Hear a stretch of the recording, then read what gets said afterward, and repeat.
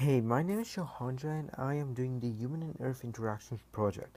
I chose to do a project about wind farms of how they can help save the environment and how they can harm the environment.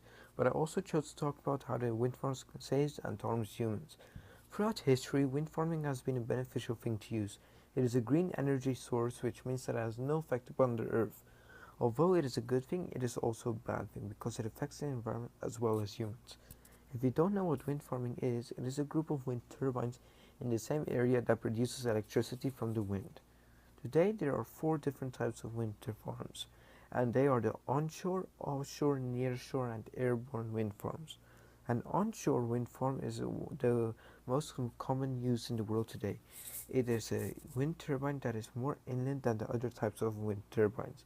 An offshore wind farm is a wind farm that is on the ocean, and it is one of the most useful wind farming techniques because there has been estimated that the offshore wind farms give more energy than the onshore wind farms. And a nearshore wind farm is mostly just like the onshore because the nearshore is on the beach, which is also on the land, but it's not as inland as the onshore. An airborne wind farm is one of the newest wind turbines that was invented. These types of turbines can be found floating from the land or flying in the air. For example, the first ever airborne turbine was built in Alaska, giving the country energy and Wi-Fi. The first ever wind turbine that was created was in 500 to 900 BC, which was called the windmill, and it helped farmers pump their water and grind their grain. Even though it is not exactly used for the same thing of collecting energy, it is still like an older version of a wind turbine. The first ever collecting wind turbine was created in 1888 by the USA. It was created because people wanted to find a way to gain electricity without polluting the earth. The first ever wind turbine was created for pumping water and grinding grain, and as technology got better, so did the wind turbines. So on, the wind turbines started to collect energy from the wind and provide electricity for people. Some benefits of wind farms is that it doesn't take up much space of the land to be installed into. A beneficial thing about the wind farms is that its cost has decreased by 80% since 1980 and is still decreasing by a lot.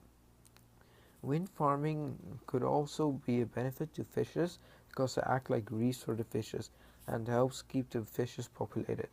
A really big beneficial thing about wind farms is that we can never run out of energy because there's always wind to power the wind turbines.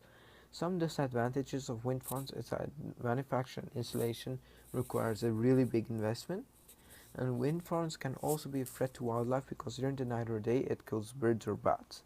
Neighboring people of the wind farms complain about the noise of the wind turbines, which can cause them to decrease quality of life, annoyance, stress, sleep disturbance, headache, anxiety, depression, and cognitive dysfunction. People also has a concern of how the wind turbine looks because it looks like an airplane propeller. And they also have a concern that if the wind turbine gets too much energy that it might break and the propeller might fall off. A company that is building wind farms is GE, and it is one of the biggest manufacturers of wind farms in the world today. The company manufactures and sells wind turbines to the international market. In 2009, GE was the second biggest wind turbine manufacturer in the world.